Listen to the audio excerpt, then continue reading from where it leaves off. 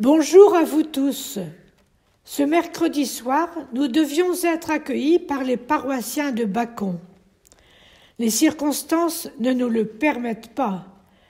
Mais vous voyez, Christine est là pour les représenter tous. Et nous sommes heureuses de vous rejoindre, vous qui représentez les différentes paroisses de nos deux secteurs. Ce troisième dimanche de l'Avent est le dimanche de la joie. Soyez dans la joie du Seigneur, soyez toujours dans la joie. Le Seigneur est proche, nous dit l'antienne d'ouverture. Oui, il est proche, comme nous le dira Jean-Baptiste. C'est pourquoi nous avons commencé par louer ensemble le Seigneur. Et maintenant, implorons l'Esprit de lumière avant de nous mettre à l'écoute de la parole de Dieu.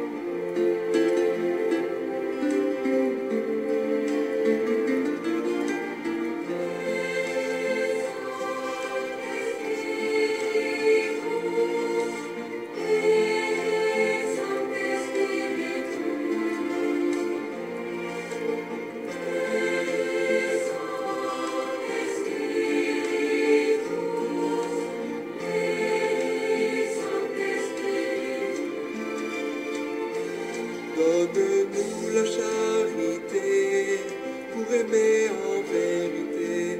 Viens, Esprit Saint, nous brûler de ton feu.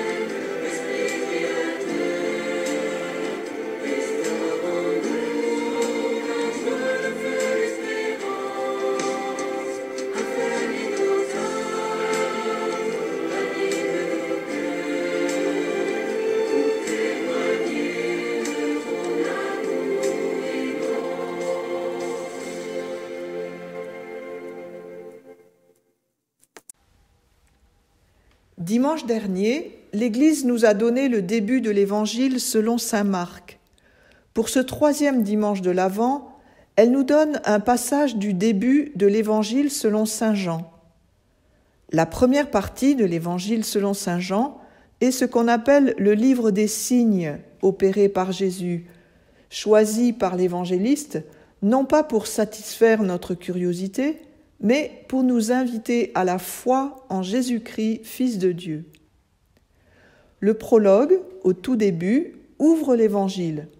C'est une ouverture solennelle, poétique.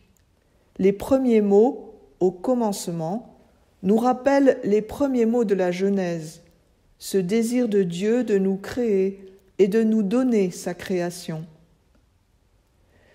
Saint Jean, dans ce prologue, fait resplendir Jésus, Verbe de Dieu, parole de Dieu, en nous invitant à contempler aussi un homme, Jean-Baptiste, envoyé de Dieu. L'un est la parole, celui qui parle dans le monde. L'autre est celui qui montre celui qui parle. Saint Jean ne nous décrit pas Jean-Baptiste comme le font les autres évangélistes, nous parlant de ses vêtements, de sa nourriture et des foules qui viennent se faire baptiser. Dans l'Évangile selon saint Jean, on peut relever 2 accents qui sont mis sur comment Jean-Baptiste se situe par rapport à Jésus. Qui est-il? Comment dit-il qu'il se situe? Et puis, 2e accent, quelle est la mission de Jean-Baptiste?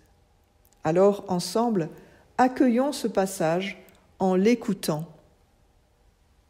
Évangile de Jésus-Christ selon saint Jean. Il y eut un homme envoyé par Dieu. Son nom était Jean.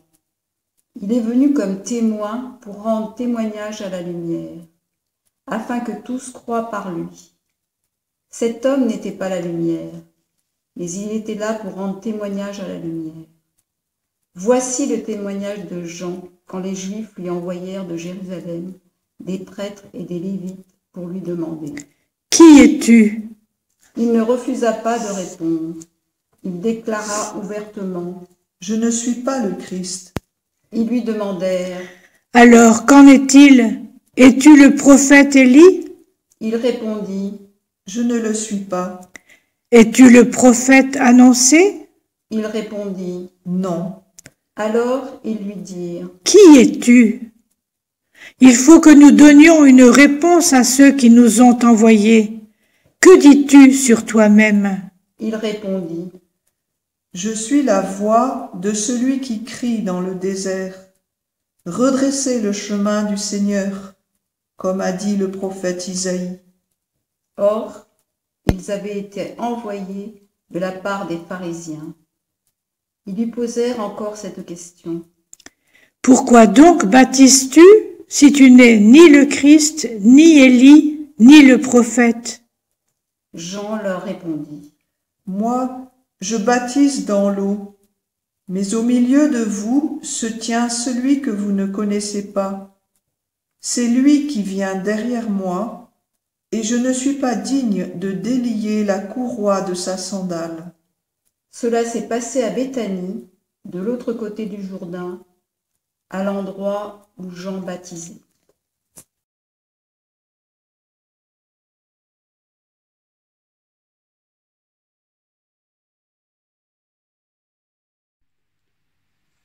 Il est venu comme témoin pour rendre témoignage à la lumière, afin que tous croient par lui. Cet homme n'était pas la lumière, mais il était là pour rendre témoignage à la lumière. Comment rendre témoignage dans ce monde confiné? Difficile. À Bacon, notre église est fermée pour cause de travaux externes et maintenant internes, et nous ne pouvons pas y aller. Des gens ont eu des bonnes idées, comme Céline Solène et les animateurs cathés, pour tenir ce lien entre les enfants et eux. Emmanuel et les animateurs de l'aumônerie on fait des tas de choses sur Internet, comme des escape games, des défis, des réunions aumôneries. D'ailleurs, le défi de cette fois-ci, c'est une couronne de l'Avent.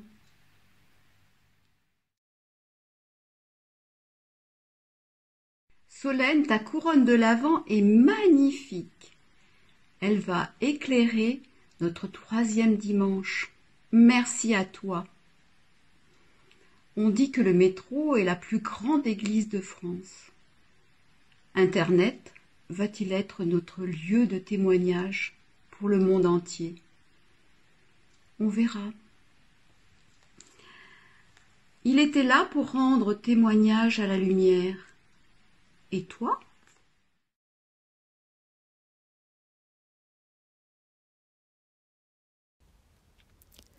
Les Juifs demandent à Jean-Baptiste « Qui es-tu?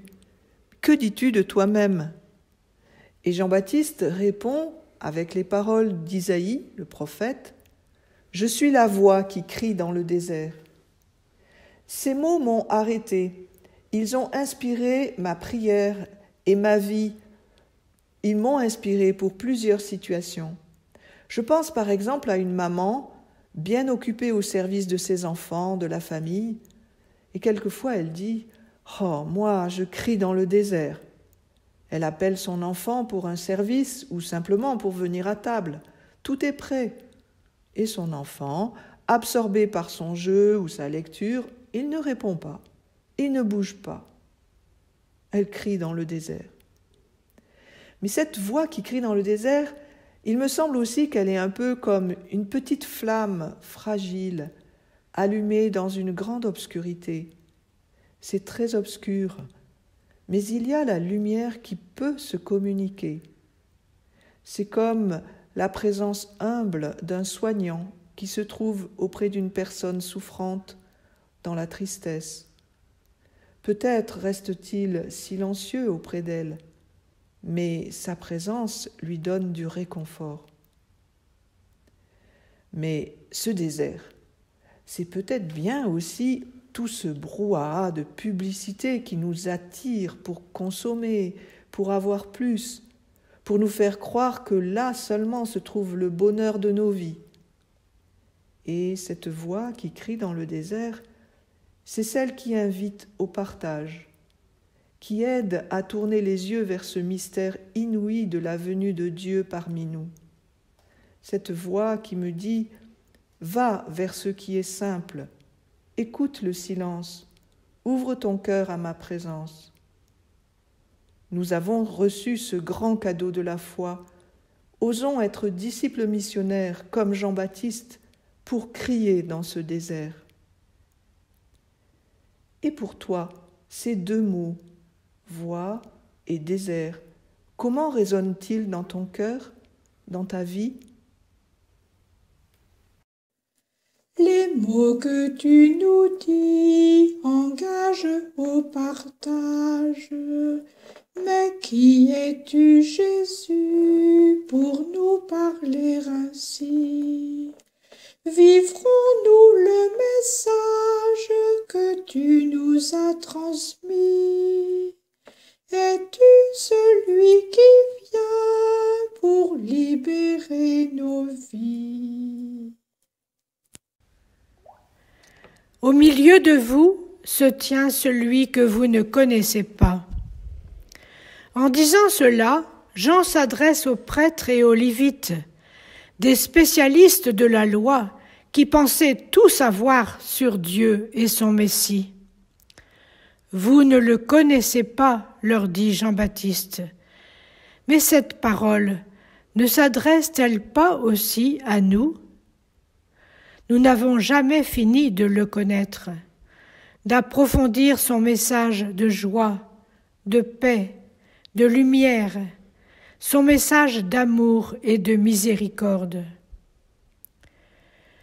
Je ne suis pas digne de délier la courroie de sa sandale. Jean se place au rang des serviteurs. Il ne travaille pas pour sa propre gloire, mais pour faire connaître celui qu'il désignera comme l'agneau de Dieu. Et lorsque 2 de ses disciples suivront Jésus, il ne les retiendra pas. Il acceptera de diminuer, de s'effacer, lorsque Jésus commencera à proclamer la bonne nouvelle. Jésus, apprends-nous à nous réjouir, à rendre grâce pour tout ce qui se fait de beau, de bon, par l'intermédiaire de nos frères, pour l'annonce de la bonne nouvelle. Que tu grandisses et que je diminue. Et toi, quelle est ta prière ?